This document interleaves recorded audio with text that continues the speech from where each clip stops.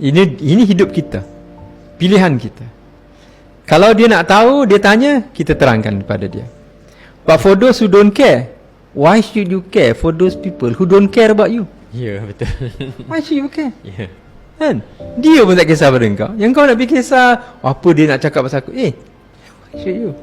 You don't have to explain to others about your life. It's your life. You don't have to explain why you do this and why you don't do that. Unless you are a public figure.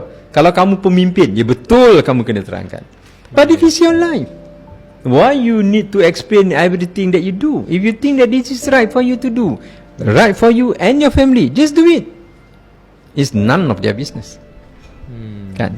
Unless nanti kita pakai duit diorang, kita guna duit diorang, then kita kena explain. Kan?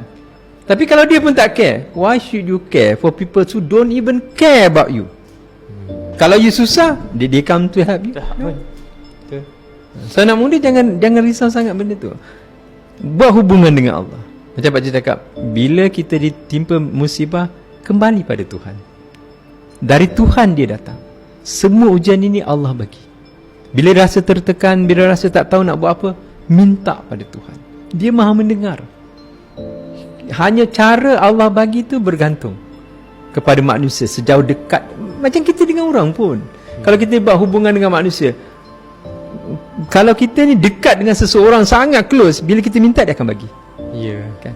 Tapi kalau kita pun indah tak indah dengan dia, bila kita susah baru kita nak jumpa dia, dia pun itulah juga dengan Allah Azza wa Jalla. If you are closer to Allah Azza wa Jalla, Allah will listen. And Allah will find a right times to give you that. Macam cakap lah, 14 tahun tak naik pangkat, dalam masa 3 tahun 2 kali naik pangkat. Betul. He knows the time. It's never us, it's Allah. So anak muda, pakcik hanya boleh nasihat, dekatkanlah diri dengan Tuhan. Dan Tuhan tidak pernah menjauhkan diri.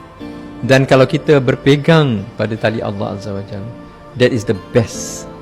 Kerana dia tak akan tinggalkan kita.